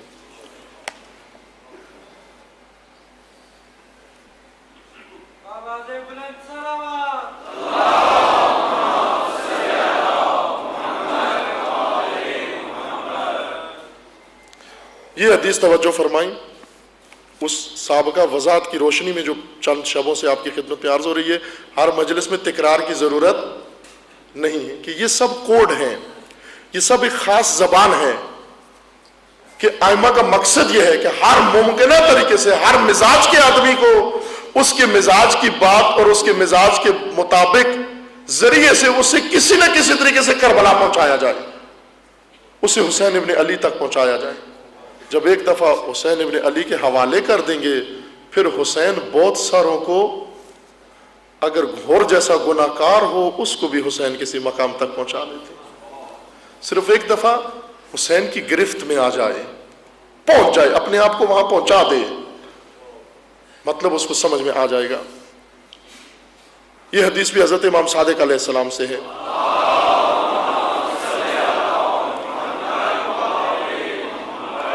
لو ان، روایت ایڈریس عرض کر دوں، یہ روایت بھی وسائل الشیعہ جلد نمبر 10 صفحہ 333 پر ہے. یہ وسائل الشیعہ بہت معتبر کتاب ہے امامیہ کی، جس کے اندر فقہی حدیثیں ائمہ علیہ السلام سے منقول اور رسول اللہ سے منقول موجود ہیں. لو ان احدکم حج دہرہ، اگر کوئی شخص ساری عمر حج کرتا رہے، ساری عمر حج کرے، یعنی ہر سال حج کو جائے، اگر خدا نے 80 سال اس کو دیے ہیں تو ساری عمر وہ حج کرتا رہے. لو ان احدکم حج دہرہ ثم لم یزر الحسین ابن علی علیہ السلام لکان تارکا حقا من حقوق رسول اللہ. جو شخص ساری عمر حج کرتا رہے لیکن زیارت حسین کو نہیں گیا، اس نے رسول اللہ کا سب سے بڑا حق ضائع کیا ہے. اس نے رسول خدا کا سب سے بڑا حق ضائع کیا ہے جو زیارت حسین کو نہیں گیا. عزیزان، یہ آج کی حدیثیں نہیں ہیں. آج اگر کوئی یہ حدیثیں بیان کرتا، آج اگر ہوتی تو ہم یہ کہتے ہیں کہ اس کو اپنا کاروان بنانا ہے، اس کو اپنا ہوٹل چلانا ہے، اس کو اپنی جماعت چلانی ہے. لیکن یہ روایات معصومین سے ہیں. کس زمانے کے معصومین کی؟ اس زمانے کے معصومین کی روایات ہیں کہ جب کربلا جانے پر بھی سر اور پاؤں کاٹے جاتے تھے، اور اس زمانے کی روایات ہے کہ جب معصوم سے ملنے کی بھی سزا ملتی تھی. جب عاشورہ کو کوششیں تھی بنو امیہ کی فراموش کروا دیا جائے، اور بنو عباس کی کوشش تھی کہ عاشورہ کا راستہ بند کر دیا جائے، کوئی عاشورہ کی طرف نہ جائے، اس زمانے میں معصومین نے دنیا کو فرمایا کہ اگر ساری عمر حج کرتے رہو لیکن زیارت حسین اگر نہیں کی تو رسول اللہ کا سب سے بڑا حق ضائع کیا ہے.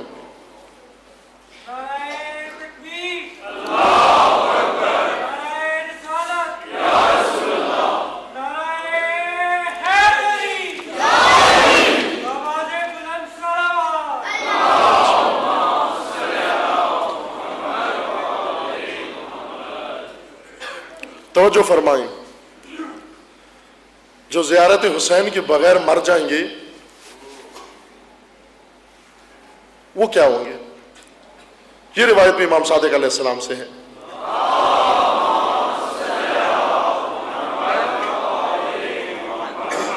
من لم یات قبر الحسین علیہ السلام، جو عمر بھر زیارت حسین کو نہیں گیا، حتی یموتا، حتیٰ کہ اس کو موت آ گئی، نہیں گیا، ٹالتا رہا، حتیٰ کہ اس کو موت آ گئی. کانا منتقص الایمان، اس کا ایمان ناقص ہے. جو عمر بھر زیارت حسین کو نہیں گیا، جا سکتا تھا لیکن کچھ تو ہے نا جا نہیں سکتے، وہ الگ ہے، وہ مستثنا ہے. جو جا سکتا تھا اور نہیں گیا، من لم یات قبر الحسین علیہ السلام حتی یموت کان منتقص الایمان منتقص الدین، اس کا ایمان بھی ناقص ہے، اس کا دین بھی ناقص ہے. اور پھر امام علیہ السلام کیا فرماتے ہیں؟ اگر ان ادخل الجنہ، اگر دوسرے اعمال اس کے سارے اچھے ہیں، حج کیا، سارے اعمال کیے، ظاہر گناہ اس نے کوئی بھی نہیں کیا، گناہ کوئی بھی نہیں کیا، سارے اعمال اچھے کیے، تو جہنم میں نہیں جائے گا، جنت میں جائے گا. لیکن خدا کیا فرمائے گا؟ امام کیا فرماتے؟ خدا کیا کرے گا؟ ان ادخل الجنہ، اگر جنت میں داخل کر دیا گیا تو دون المؤمنین فیہا، اس کو مومنوں سے الگ رکھا جائے گا، مومنوں کی صفوں میں اسے داخل نہیں کیا جائے گا.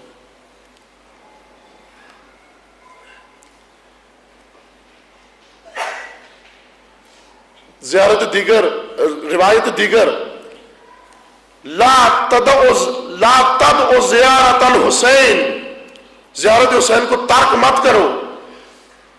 وَمُرْ أَصْحَابَكَ بِذَلِكَ، اور اپنے ساتھیوں کو بھی حکم دو کہ یہ کام کریں. يَمُدُّ اللَّهُ فِي عُمْرِكَ، خدا تمہاری عمریں بڑھا دے گا. وَيَزِيدُ فِي رِزْقِكَ، خدا تمہارا رزق بڑھا دے گا. وَيُحْيِكَ اللَّهُ سَعِيدًا، اور خدا سعادت دنیا میں عطا کرے گا. آخری جملہ سنیے، وَلَا تَمُوتُ إِلَّا شَهِيدًا، موت نہیں آئے گی سوائے شہادت کی. یہی وہ کوڈ ہے جو راہ حسین ابن علی پہ آیا، جو مکتبہ عاشورہ پہ آئے گا، اسے موت نہیں آئے گی سوائے شہادت کے. شہید مرے گا، سعید جیے گا، شہید مرے گا، بس سعید اٹھایا جائے گا.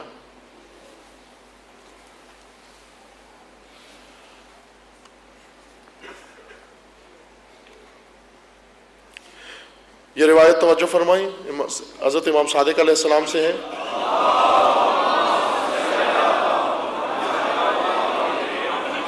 وسائل الشیعہ جلد دہم صفحہ 388 میں ہے. من اراد اللہ بہ الخیر، خدا اگر کسی عبد کے، اپنی مخلوق کے بارے میں، اپنے انسانوں کے، اپنے عباد کے بارے میں کسی کے متعلق اگر ارادہ خیر کر لے، خدا نے اس کو خیر پہ رکھنا ہے. من اراد اللہ بہ الخیر قذف فی قلبہ حب الحسین و زیارتہ، خدا اس کے دل میں محبت حسین ڈال دے گا. خدا اس کے دل میں محبت حسین ڈالے گا. وَمَنْ أَرَادَ اللَّهُ بِهِ السُّوءَ، اور خدا اگر کسی کو سوء کا ارادہ کر لے، خدا اگر کسی کو نقصان پہنچانے کا ارادہ کر لے، خیر چھین لے، وہ شر کا اس کو ارادہ کر لے، قَذَفَ فِي قَلْبِهِ بُغْضَ الْحُسَيْنِ وَبُغْضَ زِيَارَتِهِ، خدا اس کے دل میں حسین کا بغض اور حسین کی زیارت کے بغض ڈال دیتا ہے. یعنی جو انسان اللہ کو پسند نہیں ہے، خدا اس کے دل میں بغض حسین ڈالتا ہے تاکہ کربلا نہ جائے.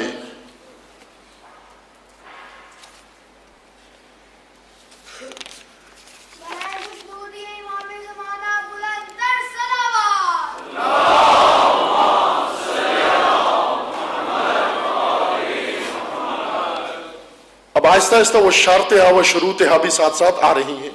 میں تیزی سے حدیث پڑھتا ہوں تاکہ مطلب اپنے کسی اختتام پر پہنچ سکے. امام صادق علیہ السلام سے یہ حدیث ہے،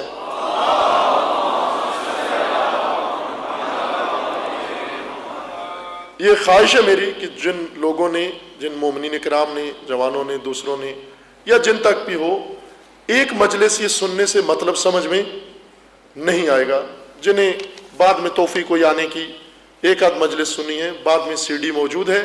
جب تک یہ پورا موضوع پہلی مجلس سے لے کر آخر تک نہیں سنیں گے، جو کچھ عرض ہو رہا ہے اس کا مفہوم سمجھ میں نہیں آئے گا. یہ خواہش ہے. ایک مجلس سے بات سمجھ میں نہیں آئے گی.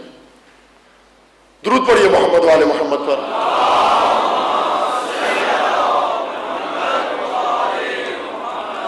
من لم یات قبر الحسین، جو اپنی پوری عمر میں قبر حسین کے اوپر نہیں گیا، وہو یزعم انہ لنا شیعہ، اور وہ گمان یہ کرتا ہے کہ وہ ہمارا شیعہ ہے، حتی یموت، اور اسی طرح اس کو اگر موت آ گئی فلیس ہوا لنا شیعہ، وہ ہمارا شیعہ نہیں کہا گیا کہ جو نجف نہ جائے، جو کاظمین نہ جائے، جو سامرا نہ جائے، جو مشہد نہ جائے. یہ نہیں کہا گیا. قبر حسین پہ اگر نہیں گیا، اگر زیارت حسین پہ نہیں گیا، اس کو حق نہیں پہنچتا اپنے آپ کو ہمارا شیعہ کہنے کا. ہمارا شیعہ ہے تو کربلا جائے. یہ کون کہہ رہا ہے؟ جو خود بھی امام معصوم ہے. یہ نہیں کہ امام صادق علیہ السلام فرماتے ہیں، یہ نہیں کہا جو امام باقر کی قبر پر نہ جائے وہ شیعہ نہیں ہے. نہ کہا جو حسین کی قبر پر نہ جائے وہ شیعہ نہیں ہے. وَإِنْ كَانَ مِنْ أَهْلِ الْجَنَّةِ، اگر جنت میں چلا بھی گیا، گناہ نہ کیے ہوں، اعمال اس نے اچھے کیے ہوں اور جنت میں چلا بھی گیا، فَهُوَ مِنْ ضَيْفَانِ أَهْلِ الْجَنَّةِ، فَهُوَ مِنْ ضَيْفَانِ أَهْلِ الْجَنَّةِ، وہ مہمان کے طور پر جنت میں ہوگا. میزبان نہیں ہوگا بلکہ مہمان ہوگا. جنت اس کی ہوگی نہیں لیکن ٹھہرا لیا جائے گا اس کو. بشارتها و شروطها، ہر چیز اپنی شرط و شروط کے ساتھ ہے. من اتا، حدیث دیگر امام ششم سے، من اتا قبر الحسین علیہ السلام عارفا بحق ہی. عرض کیا کہ آہستہ آہستہ بات کھل جائے گی. زیارت حسین کو جائیں عارفا بحق ہی. عزیزان، یہ شرط عمومی ہے، یہ عمومی شرط ہے. اس شرط کے بغیر کوئی چیز حاصل. من زارا قبر الحسین عارفا بحق ہی، جو بھی حسین کی معرفت کے ساتھ حسین کی زیارت کرے. یہ مکتبی زیارت ہے اور سب کے ساتھ ہے. جو بھی عارفاً یہ کام کرے، عارفاً حج کرے، اس کے حج کا اثر ہوگا. عارفاً عبادت کرے یعنی معرفت کے ساتھ، عارفانہ عبادت کرے، معرفت کے ساتھ اگر زیارت کرے، اس کے اوپر جنت واجب ہو جائے گی. من زار قبر الحسین عارفا بحقہ کتبہ اللہ عز وجل فی اعلی علیین، خدا اس کو اعلی علیین میں درج کرے. کیوں اتنی اہمیت فقط قبر حسین کی؟ جب کاروان بنائے جاتے ہیں بعض، خوب ان میں لکھا جاتا ہے زیارات نجف کی، زیارات کربلا کی، زیارات چاردہ معصومین کی. خوب ہے، زیارات کے عنوان سے خوب ہے یہ کاروان. لیکن ائمہ کیا فرماتے ہیں کہ آپ سب معصومین کی کرو زیارت. فلسفہ زیارت الگ ہے، یا فلسفہ زیارت نہیں بیان ہو رہا. یعنی ان روایات میں زیارت موضوع نہیں ہے، مکتب عاشورہ موضوع ہے.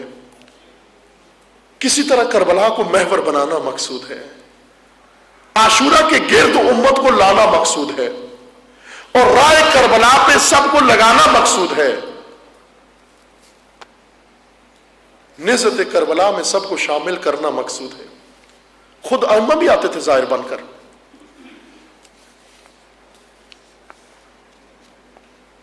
ادنا ما یصاب بہ ظاہر ابی عبداللہ علیہ السلام بشط فرات اذا عرف حقہ وحرمتہ وولایتہ ان یغفر له ما تقدم من ذنبہ وما تأخر.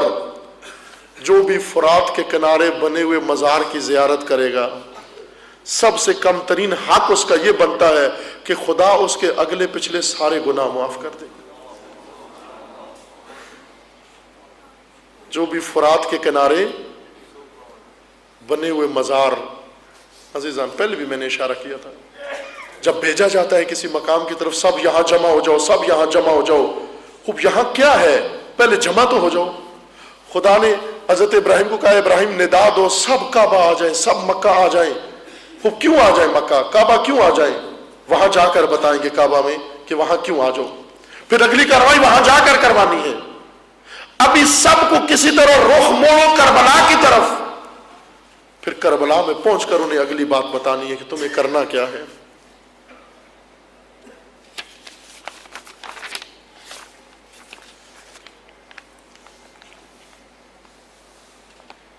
من زار الحسین علیہ السلام یوم عاشورہ وجبت لہ الجنہ، جو بھی عاشورہ کے روز حسین کی زیارت کرے اس پر جنت.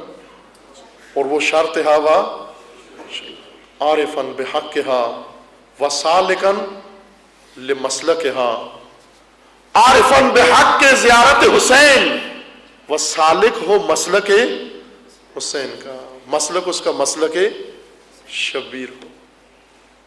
مسلک شبیر اقبال نے سب سے خوبصورت بیان کیا ہے. تیغو سناؤ خنجرو شمشیر مارزوست، تیغو سناؤ خنجرو شمشیر مارزوست، بامن میا کے مسلک شبیر مارزوست. میرے پیچھے نہ ہو، میرے ساتھ مت چلو کہ میرا مذہب شبیر کا مذہب ہے، میرا مذہب حسین کا مذہب ہے. اپنے آپ کو تلواروں، تیروں اور نیزوں کے سپرد کرنے کا مذہب ہے. یہ مسلک شبیر ہے. اسی لیے کربلا پہنچایا جا رہا ہے، اس لیے سب کو وہاں بلایا جا رہا ہے کہ یہاں پر آؤ، مسلک شبیر سمجھ میں آ جائے.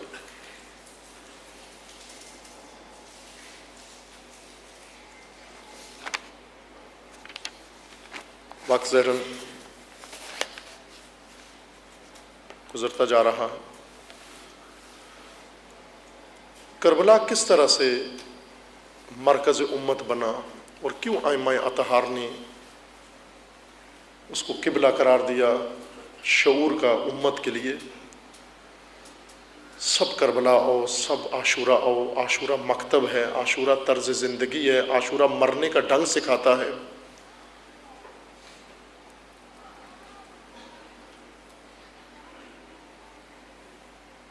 مکتبی عاشورہ ان لوگوں کا ہے جنہیں سید الشہداء نے طلب کیا کربلا میں.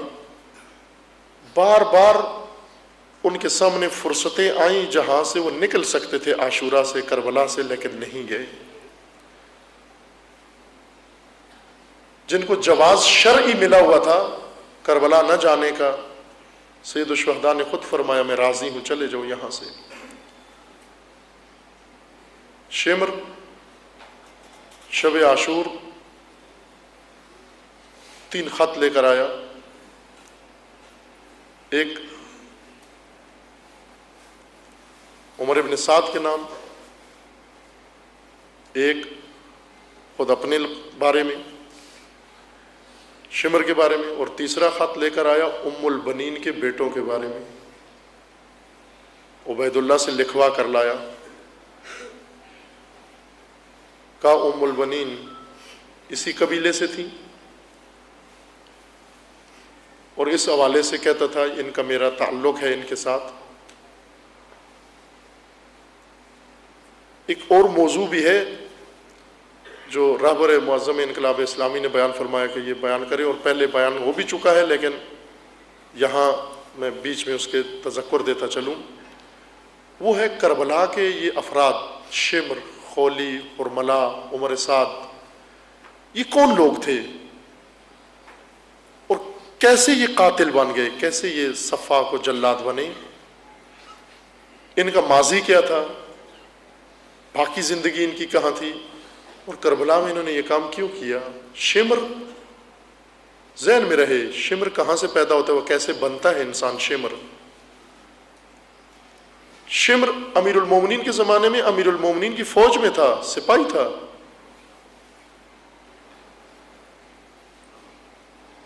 امیر المومنین کی فوج میں تھا، امیر المومنین کے پیچھے نمازیں پڑھتا رہا.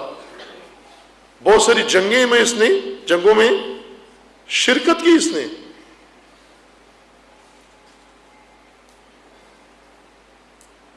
دیر نہیں لگتی انسان کو شمر بنتے ہوئے. یہ عبرتیں ہیں. رہبر معظم فرماتے ہیں کہ کربلا کی عبرتیں ہیں، یہ بھی بیان کرو لوگوں کے سامنے. یہ لوگ کیسے شمر بن گئے، یہ کیسے عمر سعد بن گیا؟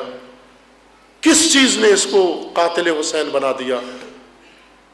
یہ پہلے قاتل نہیں تھے، اور جس چیز نے انہیں قاتل بنا دیا وہ ہر ایک کو قاتل بنا سکتی ہے، اور بہت سارے شمر بن سکتے ہیں۔ فرق صرف یہ ہے کہ کوئی حسین نہیں ان کے سامنے۔ یہ شخص امان نامہ لے کر آیا، ام البنین کے بیٹوں کے نام، امیر المومنین کی بہت ساری اولاد کربلا میں تھی، ان میں سے 4 بیٹے امیر المومنین کے جو ام البنین سے تھے، حضرت عباس اور 3 بھائی دیگر، ان کے نام امان نامہ معافی نامہ لکھوا کر لایا تھا عبید اللہ سے۔ آ کر اس نے پیش کیا۔ سید الشہداء نے حضرت عباس کو بلا کر فرمایا کہ اگر آپ اپنے بھائیوں سمیت جانا چاہیں تو جا سکتے ہیں، میری طرف سے اجازت ہے۔ اگر ثواب ہی لینا ہوتا تو ثواب تو مل چکا تھا، لیکن وفا کے پیکر کو فقط ثواب نہیں چاہیے تھا۔ حضرت عباس کو معلوم تھا میں کس کے ساتھ ہوں، اور کس کے لیے خدا نے مجھے پیدا کیا ہے، کس کے لیے امیر المومنین نے میری آرزو کی تھی، وہ کام تو ابھی میں نے انجام نہیں دیا۔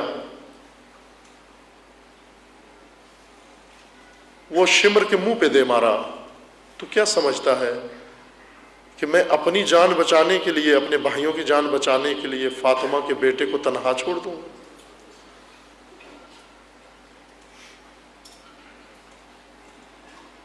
یہی عباس صبح عاشور سب سے پہلے سید الشہداء کی بارگاہ میں آئے۔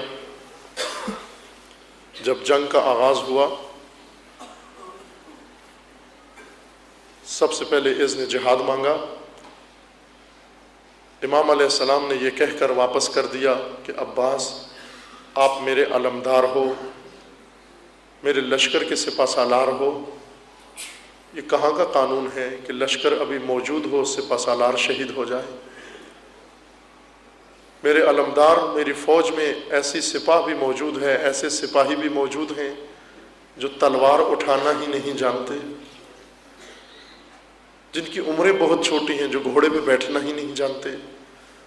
انہیں تیار کر کے میدان میں کون روانہ کرے گا؟ انہیں جنگی فن کون سکھائے گا؟ جنگی حربے کون سکھائے گا؟ نظریں جھکا کے پیچھے ہو گئے۔ جب سب انصار شہید ہو چکے، پھر ایک دفعہ حضرت عباس آگے بڑھے، مولا اب اس غلام کو اجازت دیں۔ سید الشہداء نے فرمایا کہ ابھی تو آدھی فوج شہید ہوئی ہے، نصف فوج باقی ہے، فوج کو وہ حصہ باقی ہے اے عباس جو تیرا محتاج ہے۔ اور جب کوئی بھی نہیں رہا، سید الشہداء کی ساری سپاہ شہید ہو گئی۔ حضرت عباس پھر آگے بڑھتے ہیں اور عرض کرتے ہیں مولا اب تو کوئی لشکر ہی باقی نہیں بچا، اب سپہ سالار کس لیے باقی رہے؟ اس وقت سید الشہداء نے اجازت دے دی کہ عباس جا سکتے ہو، میدان میں جا سکتے ہو، لیکن جانے سے پہلے ذرا خیام میں جا کر بچوں کی پیاس اور تشنگی کا عالم دیکھ لو، اگر ہو سکے میرے علمدار جانے سے پہلے ان پیاسے بچوں کے لیے پانی لے آؤ۔ حضرت عباس خیمے کی طرف آئے، خیمے میں آ کر ایک عجیب قیامت کا منظر دیکھا۔ منظر کیا تھا؟ ایک چھوٹی سی بچی چھوٹے چھوٹے بچوں کو لے کر کبھی ایک خیمے میں جاتی ہے، کبھی دوسرے خیمے میں جاتی ہے، کبھی ایک مشک اٹھاتی ہے، جب اس کو دیکھتی ہے خشک ہے اس کو رمی زمین پر رکھ کر پھر دوسری مشک اٹھاتی ہے، بچوں کو ایک خیمے سے دوسرے خیمے میں لے کر چلی جاتی ہے۔ حضرت عباس نے جب یہ منظر دیکھا،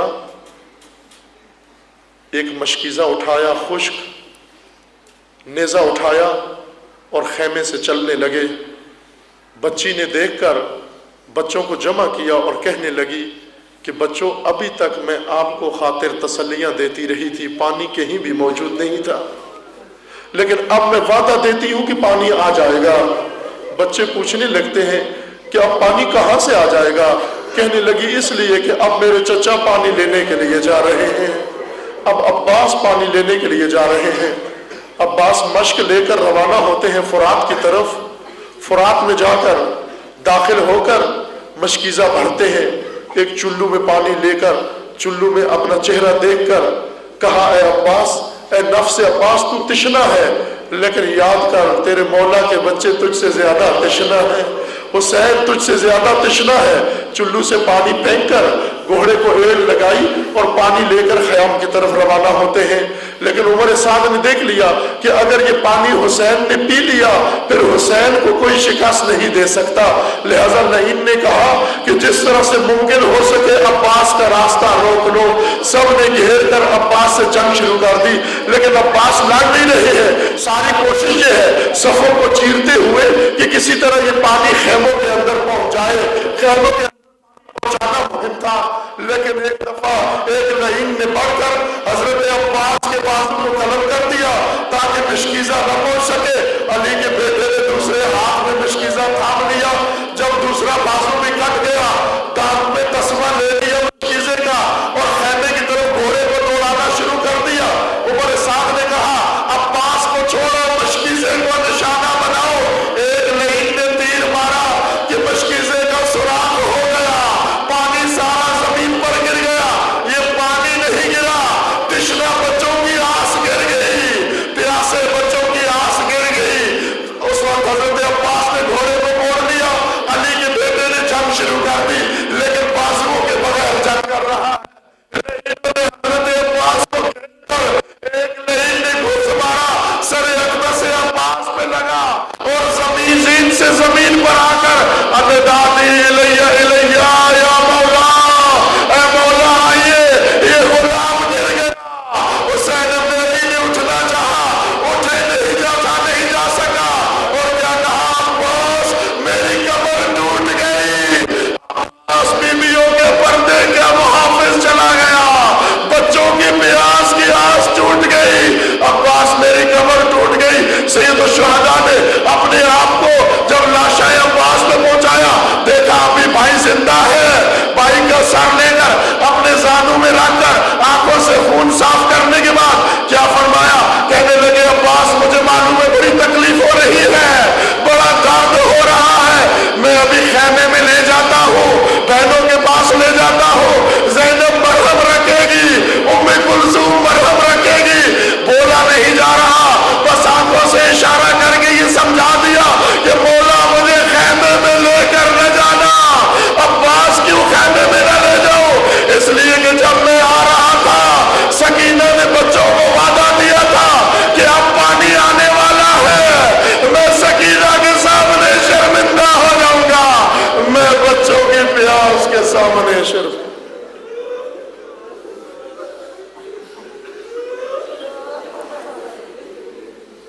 الا لعنۃ اللہ علی الظالمین فسيعلم الذين ظلموا أي منقلب ينقلبون. اللهم بحق اسمك العظيم الأعظم الأعز الأجل الأكرم يا الله يا الله يا الله يا الله يا الله يا الله يا الله يا الله يا الله. پروردگارہ بحق محمد و آل محمد ہمارے اس قلیل سے ذکر کو اپنی بارگاہ میں قبول فرما.